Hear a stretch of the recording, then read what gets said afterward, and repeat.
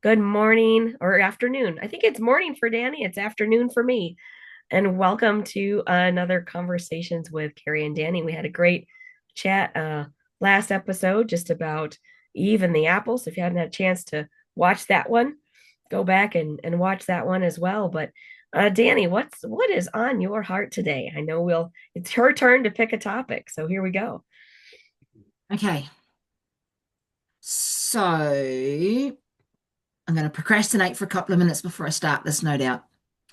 Um, right, when we talked about even the apple carry, one of the things that stuck out for me is that it's the beginnings or one of the stories that gets used as part of the authority of man.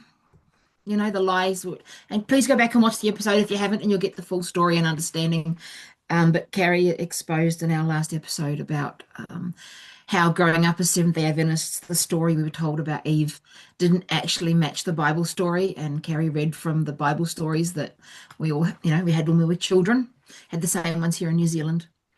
And those little differences actually, I said to you at the time, they make a big difference. Being 1 degree off course even can make a big difference later. And I'm concerned that people still don't really understand why it's important. I'm concerned that people are thinking, oh, yeah, yeah, I can see that Danielle said, oh, believing the lie about that can impact on relationships and purity culture. Use it for stuff and the Goddard stuff that used to Mhm. get taught in church about how the authority of man, and if Eve had stayed with her husband, she would have been safe and not been tempted. I don't think I'm concerned that people won't really understand how and why those things are important. And so I'm not a fan of talking about myself, um, but I want to share a story from my life that I think might help people understand why I feel really strongly about the topic. Mhm. And there's a lot of stuff on the internet at the moment. I've been getting a lot of stuff through my Facebook feed and Instagram feed about because I don't understand. I live in New Zealand. I don't understand your current political climate. I know there's a lot of stuff going on in America from what I've seen across my Facebook feed, but about the Christian, traditional or conservative Christian values or whatever it is. And I get confused where the whole Christian stuff becomes political party things and they Mhm. all overlap. And I've seen a lot of stuff about the trad wife, traditional Mhm. wife movement, Yep. and a lot of people commenting on how, yeah, getting into it, getting out of it. There's a lot of stuff going on. So, Yeah. Yep. um, people don't often, people that, and if someone had said to me, and it's been said to me, I can remember people saying to me, oh, I grew up with purity culture at church, and this is what they taught, and this is what happened, and blah, blah, blah. And I can remember saying to them, oh, I didn't grow up with that in the Adventist church. But that's not true. It just wasn't labeled that. Hmm. And because it wasn't labeled that, because it was labeled something differently, I didn't see it as being the same issue. So I believe all these issues overlap. Um, And so I want to talk about the whole issue really of coming from the Adam and Eve thing, that if she'd stayed, she'd stayed with Adam and they'd been together, she might not have sinned. And when she went away from him, things were out, she came outside of his protection and therefore she also caused him to sin and the whole thing about it being Eve's fault and stuff. So when I was a teenager, I got into a little, ended up in a situation I'd rather not have been in. And that's a really normal start to a story for someone about being a teenager, I've no doubt these days. Hmm. So I'm talking about stuff that happened 35 years back now, or over 35 years ago. And so I'll give you a bit of background on the story, and then I'll keep an eye on the time for me, Carrie, because I might get Yeah. lost in the story. Yep. And if I'm not making sense or you need clarification because you're in a different country, just ask me anytime you want. So I won't use people's real names. So there was a whole group of us hanging out together. I'd have been about 18. I was living in Curranbong, which is a bit like your Andrews University town. That's where Avondale College is and the Ellen White estate. And I actually worked in the archive room for the Ellen White stuff when I was at Avondale College. I was cleaning down there. And I can't believe now I didn't peek a look at anything. I would now. Of So course. at the time, so I'd left college and I was in with a group of Adventists that were very, very into Ellen White, and especially what she had to say about the health message being our way to convert people and the end to get people interested. And so we were going down to Sydney on a Saturday night and doing Bible studies at King's Cross. And one of the guys in the group had a giant pile of glass jars with herbal medicine in it, and really into the health message so we could tell people about it. So it's gluten free and dairy free and young and skinny and cute, and it was just seriously crazy. We used to do enemas. They sent me off to Canberra to spend some time with a naturopath so I could learn about hydrotherapy and massage and how to give enemas, colonic irrigations, so you can clear yourselves out. And we'd do that sometimes on a Saturday afternoon. We'd all lie around and, and have colonic irrigations to help cleanse our bodies. That gives a different definition of lay activities, doesn't it? Oh, crazy. And then there was other crazy things. The same guy had a homemade steam bath and a cold plunge, like a, a, a cold plunge pool, so we could do in our swimsuits, so we were completely covered and respectable, for health. So really into health. And so there was a I call him Preacher Boy. So there was a preacher boy that quite a few of the girls thought was quite cute. Um, European heritage and stuff, and they thought he was quite cute, eligible at the time. And so there was some jokes about the fact that he hadn't dated anyone in years and they weren't sure if ever, and blah blah blah. And so I ended up dating Preacher Boy. I was the chosen one, and Oh, that's another whole story getting into that because there were some nightmares there. But it was for the most part, he was a really lovely person, and I can remember being devastated when he said to me, "Oh, I'm really sorry, but we can't date any longer. I've been going up into the mountains in the mornings like I always do to pray, and I'm having trouble with prayer, and I'm having trouble with my relationship with God because I keep thinking inappropriate thoughts about you. So basically, I'm having sexual thoughts about you, and 'cause we're both very good Adventists, and we must have kissed, but I don't even remember a whole lot of that, to be honest. We're very, very proper, very careful. Um, I don't know. I can't remember. It was 35 years ago. I don't have any great memories of even being kissed. Only memories of bonfires and bushwalks and prayers and Bible talks and all those things. But yes, I was devastated when he said, I can't date you anymore because basically I can't date you anymore because you're too attractive and I'm having thoughts about you that are ruining my relationship with God. End of that. And so here I am sitting in Currumbong with a broken heart thinking, oh, what am I going to do? And I was reading through the job section of the newspaper and I saw a job for a couple of states north. So it was way out in inland Queensland for a jillaroo. So do you call them that over there? A jillaroo? A jackaroo is a bloke that works on the land. A jillaroo is like a female cowboy. So it's like cowgirl. So a job to go and be a cowgirl. And I was like, this is my dream, getting paid to ride horses and chase sheep because I'd ridden all my life. So I applied for the job and talked about it, and then they called me back and they said, well, we'll give you a shot only because we've got people here with more experience than you in stock stuff, but you've got the most experience with riding horses and a lot of the work's on horseback. And so I hop on a bus, travel, oh goodness me, it's a long way, 9 or 10 hours north, end up in a little town called Gundawindi. And then I had to stay overnight and I had to meet the mail truck because there was no way to get out to this property. It was 46,000 acres. It was owned by Americans.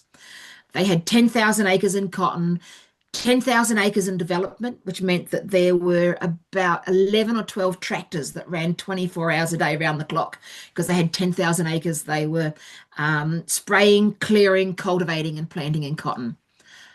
And so my job was to work with the stock and the horses for 5 days a week, sometimes six, and then the other 2 or 3, I was doing all the cooking because they had about 25 full-time staff there, staff accommodation quarters.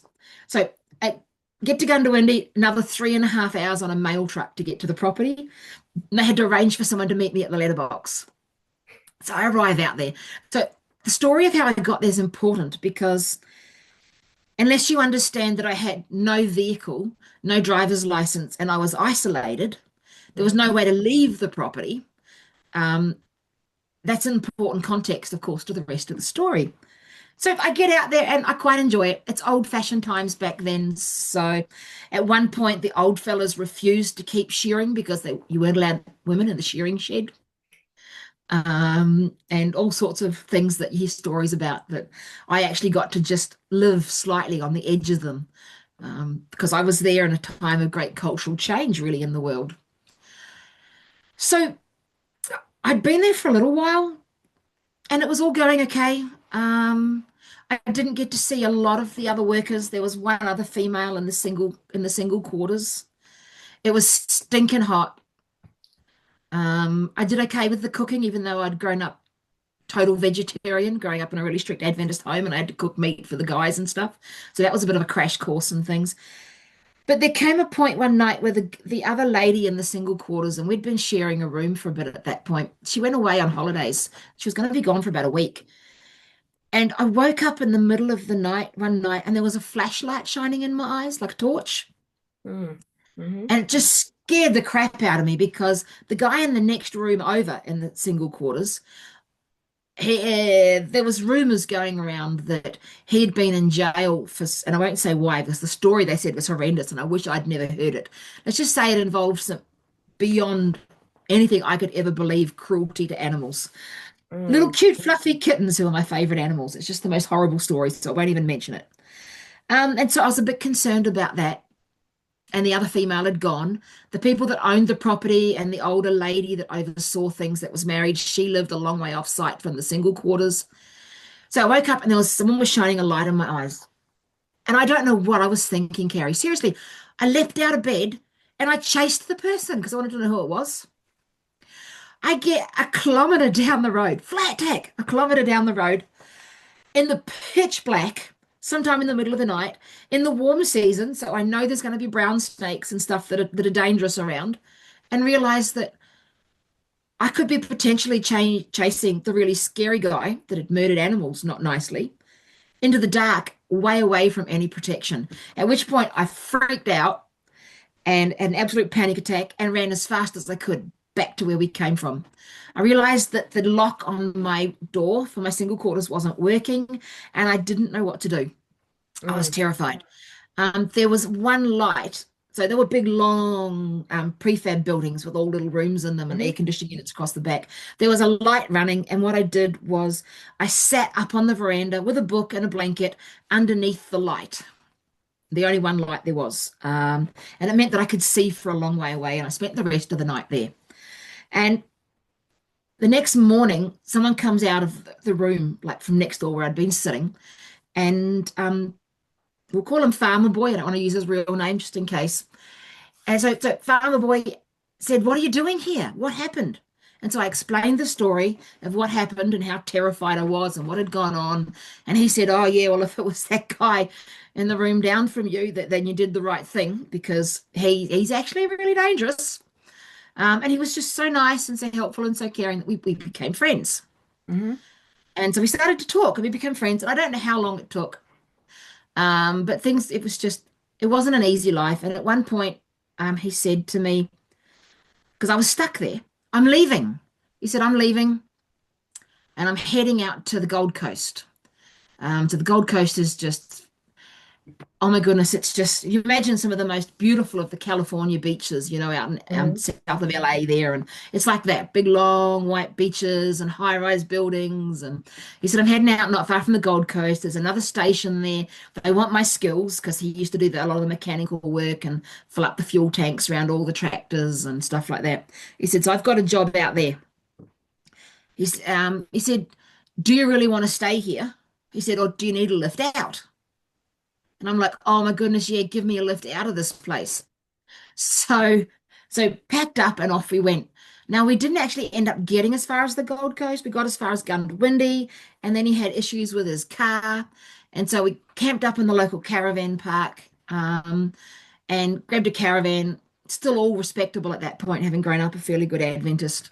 Um, and somewhere along the lines, I don't know quite how it all came about, but we ended up in a in a relationship that was,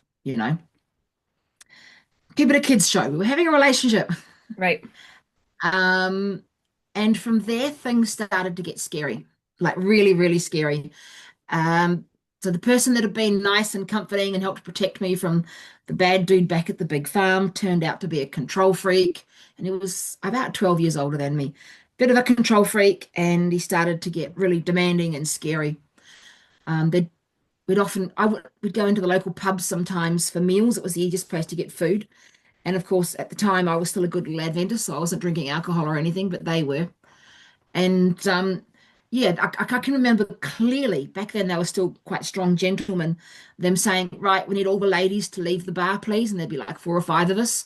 And so we'd leave and take our meals somewhere else. Or for me, I'd take my lemonade if that's what I was drinking and go wherever else. And then the guys would have a fight, like they'd beat the crap out of each other. And then they'd tell all the ladies it was safe to come back in when they'd finished. So different culture. Anyway, long story short, I decided that I was no longer safe in this relationship and I needed to get out. Hmm. And so I tried to book a bus and the bus left 10 minutes early and I tried a few other things and I actually couldn't get away. And there was what was driving my fear was things like I'd get mail. I get a letter in the post from my friends back in Kurrambong or further down in one of the other states. And I'd walk to the post office. It was about a 10-minute walk, and he was at work. I was still in the caravan park. He was at work. I would read my mail. Okay, read my mail, and then I would rip it up into tiny little shreds, little teeny weeny pieces, and I would put it in the rubbish bin and leave it there and only take back the newspapers and anything that was whatever. And he'd say, "This is all the mail." Yep. You didn't get any mail, Danielle? No, I didn't. Are you sure? No, no, no, nothing in the post for me. And then, I don't think I was a very good liar. And he'd say, but the scary thing is this, not that he could tell I wasn't telling the truth. The scary thing was when he would say, so you didn't get a letter from your friend, blah, blah, blah, and they didn't tell you they've just had a baby and they called it blah, blah, blah. Now, this is someone that had no connection of any sort with any of my friends. Okay. And so this happened over quite a few weeks. Um, Hmm. he knew everything that was written in all my mail, people's names and really personal details, even though I'd rip it up and throw it away. And he started saying things like, "Oh, you got a letter from one of your ex-boyfriends, David, that you stayed friends with, and I didn't like the tone of what he said, and I just need you to know that if he ever decides to come up here and take you away, I have the power to have him hunted down and killed. So if you want to keep him alive, you'd better start behaving." Mm. And I had no reason not to believe him at that point because what it turned out was, and I had no idea at the time, his dad was a long way up in drugs, Mm. the drug trade in Australia and stolen vehicles. And eventually, long term, his dad ended up in jail. Um, and weird things used to happen. Occasionally, he'd say, "Oh, I've got to go do a job for my dad." And I'd get up in the morning and I'd open the cupboard in the little caravan. They're only small. Hmm. And the salt and pepper shakers would be upside down and there'd be a little note under them saying, where he had to be at what time. And I kept thinking, either this person's involved with the devil and the occult, and Satan himself is sneaking in and putting notes in our caravan, or the people breaking in and leaving the notes for him are so professional that I'm not hearing a thing. And I don't sleep real deep. Mm. Um, and also at the same time, he told me that he had a tumor on his brain by this chance, and so he was starting to black out. I'd hear a thump every so often, and I'd just walk around, and he'd be totally unconscious on the floor. Um, and that was really, really scary at the time too, because as the blackouts got worse, I'm assuming the brain tumor got bigger. So did his violent episodes. So eventually, somebody from Kurrambong that I know rocked up to visit, and it was someone that had been a really, really good friend. And they stayed for about 4 or 5 days, and I don't think it would have left for anyone else other than this person. They made friends with Farmer Boy and won over his trust. And he actually, by about day three, went to work and left me alone with them. And they said, quick, pack your stuff and let's get the heck out of here. So it was a 10-hour drive back to where I'd come from. And I went because I trusted them. Hmm. Oh, it was. that's the short version of the story. Seriously, I can only just tell you that the facts you haven't been given are terrifying, like seriously terrifying. So Mm, I get out of this. Um, the reason he told me at one point that the reason that the bus had left early was because he was paying someone in the caravan park to keep an eye on me and wouldn't tell me who it was. I have mm, no idea if it was true or not, but I do know that he knew everything that happened and I couldn't get away. And to this day, I have no idea how he knew what was in my mail, unless he was slipping someone in the post office, boxes of beer or extra cash to steam the letters open and give him copies. So I escape and I get back to Kirrimbung. And I don't know who organized it because I can't, I was under so much trauma and stress. I can't remember all the details exactly of who did exactly what. But someone organized for some people that lived another 5 hours back north again, that had a huge big farm, and they were really, really, really conservative Adventists, and they mhm, used to run a lot of the conservative Adventist camp meetings at their farm. And so they used to take a lot of people there, and they said, look, they're a long way out of town, they're really isolated. We think you should go and work up on the farm with them, get to know them, and basically hide because this guy's going to come looking for you. He's not safe. mhm, By then, they checked out who his parents were and realized he wasn't safe. And also cleaning the car one day. He told me that his ex-wife had died. And cleaning the car one day, I was vacuuming cleaning in the driver's seat, stuffed up into the springs. I found some old paperwork and it was a restraining order. He had pushed his pregnant wife down the stairs and pulled a gun on her and tried to kill her and a whole pile of stuff, which let me know I really had made mhm, ridiculous mistakes. But if you've lived in the real world, you'll know that some of the most dangerous people initially are the sweetest, most charming, and convincing of how, wonderful and safe you can feel with them. mhm, Not that growing up in the Adventist church, I had a lot of exposure to people like that, let's say. So they sent me off to this farm, and it was a great relief to get to the farm. It was really hard because they followed a lot of the really strict Ellen White, and they, had connections to Weimar and all the health retreats. So it was really hard learning to only eat twice a day. It was really hard not having dairy products and putting olive oil on my homemade bread that we cooked on their fire. They had a wood fire. And so I tell you what, putting olive oil on my toast, I didn't leave I'd stay pretty close to the bathroom for like the first couple of weeks. I bet. But parts of it were lovely. I met their kids. They weren't a lot different in age to me, and learnt to shear goats and did more work with ponies. And so I was having a lovely time at the farm. And this is where my life getting back on track and me being so thankful that God had sent someone to rescue me. This is where my life intersects with the wonderful, wonderful Adventists that believe that the man is the head of the house and that the Bible says that you shouldn't actually withhold your physical things except by mutual consent. So, basically, if your husband wants a little bit of hanky panky, you've got no choice in the matter because the man's the head of the house and all this stuff. And then there's the whole one about if you're in a relationship with someone that's not a Christian, you need to be extra nice so you can save them. And then the whole, ownership and purity culture stuff, where it all overlaps. And this is where it really impacts people's lives. And I'm guessing people watching will be like, oh, I never would have done that, even though I believe those things. But you don't know till you're in that situation. Mhm, So I'm living up there quite safely and starting to relax and unwind from the stress of what have been months. I mean, months and months of absolute hell, working in the cotton fields and living with this guy. Anyway, he turned up. He found me 5 hours away from where I used to live with the most conservative and strictest groups of Adventists you can imagine that used to run camps at their place. He mm, found me. He found me. And this is the bit that makes me angry and why I wanted to talk about it where the rubber hits the road. So when I got it, there was a point where I said, he found me. So I was so upset when he found me. Rocks up at the farm, turns up in his car. The people that owned the farm, they gave him a caravan to stay in. They didn't show him off the farm and protect me. There was no protecting, 18-year-old me that needed rescuing and protecting, and that they knew was trying to, escape and have a different life. No, no, no, they gave him a caravan.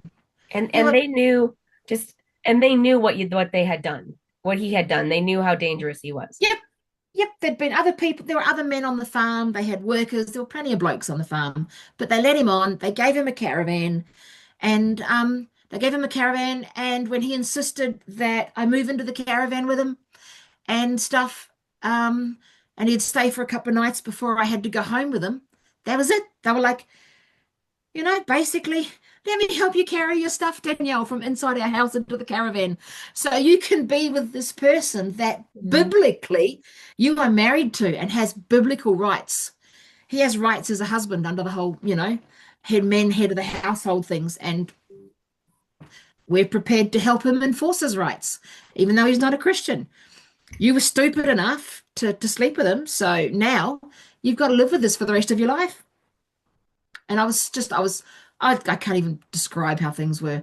And it turned out that my some it was I was told later on that it was my ex preacher boyfriend that I had dated, the really lovely guy that had actually they'd met up somehow because he'd gone back to Kurumbong, farmer boy looking for me, and he had met up with these people, these lovely conservative Adventists, because they knew the people I was staying with and they'd helped me get there.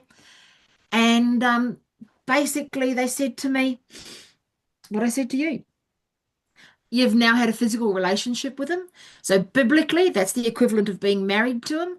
And as your biblical husband, he has a right to know where you are. So, we told him where to find you. Okay. And so, keeping on the time, to cut a long story short, things just got worse from there. It didn't just impact my life, things got worse from there. He carted me off to one of the local towns. He'd had a house he was renting there, moved me back in, and things just got worse. And ended up one night at the point where um, I was in so much physical danger. There was such a big fight that the next door neighbor heard me yelling and screaming, and they called the police. And by the time the police got there, he'd done a runner and he'd locked the house. We were both outside. And it was, yeah, the police smashed a window and cut through the fly wire to unlock the door from the inside and said to me, you've got 2 minutes, pack a bag, get what's important. And so much stuff. This side rabbit hole. There's so much stuff that I miss. Cards and things from my childhood that I'd carted around and taken to boarding college with me when I'd gone, and all those little things that people keep hold of. They were all gone. And in the stress of it all, because when the police were standing there watching me pack my bags, and the stress of it all, I left behind my address book. I did not realize when I grabbed a couple of changes of clothes, I'd left behind my address book.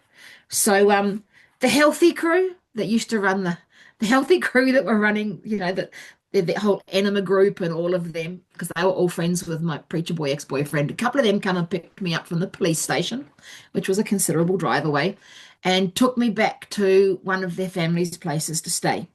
And these were people that I actually knew from New Zealand, where I stayed. The husband and wife, they met because I introduced them. And so they were really special friends to me. You have five So they put minutes, me up, Dani. okay, they took me back to their place. And I eventually, to cut the story short, I eventually got out of the country. I got back to New Zealand. A lot of people went to a lot of trouble to help me to escape because he was round there banging on all my friends' doors looking for me. And at this stage, this time they wouldn't let him in. These were friends that aren't part of the whole conservative purity culture Adventist thing. Um, and they weren't sure about everything. And they probably do believe a lot of it, but they also did want me to be safe, so they wouldn't let him in. And they've never spoken to me since last time I spoke to them when I was about 18 years old. And I've tried Oh, to find them since to say thank you and say, this is who I've become and this is how the experiences I've lived through have helped other people. But they don't want to talk to me. When I tried to find them, I just got a message back saying, you were so much trouble. We don't want anything to do with you. And to mm. put that in context, I don't know if it's true or not, but I was told by a relation of theirs that the reason they want nothing to do with me is that when he realized that they used a four-wheel drive and drove me up over the mountains and met up with the same person that had picked me up and taken me away from there, who drove me to the airport. And they had to go to all that trouble because he was following them around, but he couldn't get over full drive over the mountains. So they took me Mm, up over the hills. Someone picked me up on the other side and took me to the airport to get out of the country. He's since, as far as I know, died from his brain tumors, and his family's no longer. So I've been back to Australia and not worried, but I was told that he went back and cut the throat of the family dog of the people that wouldn't let him in when he knew I was in the house, and left it on the back step. And their kids were devastated. So all of that extra stuff, all of those people, the people that lost their family dogs, the friends that had him phone them for months and yell and scream at them after I'd left the country, months and months, saying, "Where did she go?" Because he didn't know I'd come back to New Zealand. They never had to live through any of that drama. Those kids didn't have to lose their family dog. I didn't need to be in a situation where I was so unsafe the police had to smash a window and cut a fly wire to get me out of the house. mm, Okay. That happened because some idiot, except they weren't an idiot. They were a kind, sweet, wonderful Adventist naive. that desperately wanted to get to heaven. Hmm. They believed that Eve wouldn't have sinned if she'd stayed with her husband, like Ellen White talks about. They believed all the extra stuff that was taught around the other evangelical churches, and that's where the Adventists came out of, about purity culture. They believed what Ellen White and that, where they and the extras with how they amplify and expand on where the Bible says that a wife should never, deny her husband, and the bits that say that there was a lot in her stuff that's really pro men. Yeah.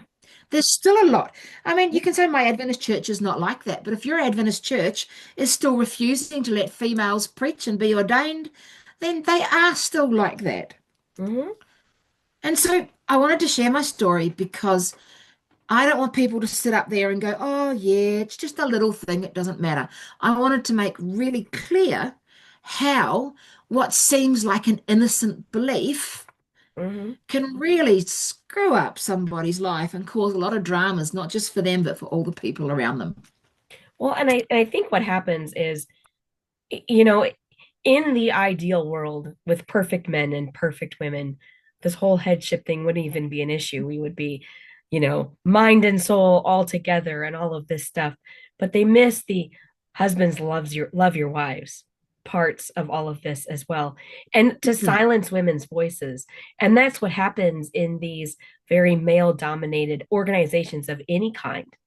When you look at a governing board of a business, or if you look at an Yep. organization and all you see are men of whatever color, but mostly usually white, especially here in the United States, if you are silencing the voices of women and other minorities that aren't given equal voice, you miss out on so many opportunities to help people and to save people. Because if you look and you believe every single man, if you say the woman is saying this and the man is saying this, well, obviously we have to believe the man. Then women like yourself, when you were just young, end up being thrown back to the wolves because they believe the wolves own you Yep. It's ridiculous. at this point. Uh, Yep. And they don't And even and always know that they're doing it. and They think they're they don't saving you. understand. I'm saving you from committing a sin. Doesn't matter, you might die while you're there. At least you die saved, right? Well, and it's just the thing. Yeah, I mean, the sin has already been committed. Let's forgive that sin and move on. No, let's just throw her back and make her continue to live with this person that is being absolutely vile to her and Mm. who could have potentially killed you. And it's people, you know, in case there's anyone that's got this far and they're listening and they're thinking, "Oh, that was 35 years ago. It doesn't happen today." Yes, it does. I had a phone call in the last couple of months from a friend of mine that got out of a really unsafe physical and emotional relationship where herself and the kids had been abused. Call me up and say, and she's left the church, but called me up and they said to me, this person said to me, the new church pastor came to visit, and they think that because he still attends church, and my ex says that he's changed and God's forgiven him, that I'm going to go to hell if I don't go back. And I'm like, don't you step foot anywhere near that grief that did that to you. And Um, women and children, I mean, to protect the vulnerable. Jesus speaks so much on taking care of the widows, the orphans, the women. He had such a heart for the minorities, the foreigners, the yeah. strangers, the women, that if we are truly followers of Jesus, he wants, it doesn't matter how we keep the Sabbath, what we eat, what we drink. It's how we treat people, how we love people, and how we love God. And I think that that's how we can wrap up today. Is just please believe women when there are is a problem. Don't be so focused on those tiny little things. Well, that's a big issue, but please realize that people are in danger. It is so important to meet physical needs and to protect people.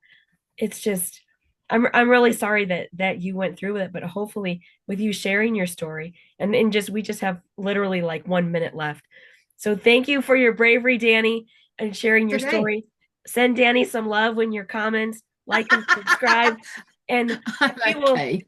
we will see all of you next time. If you guys have any ideas or suggestions for our next conversation, please let us know. Thanks again for watching another conversation with Carrie and Dani. Everybody have a great day.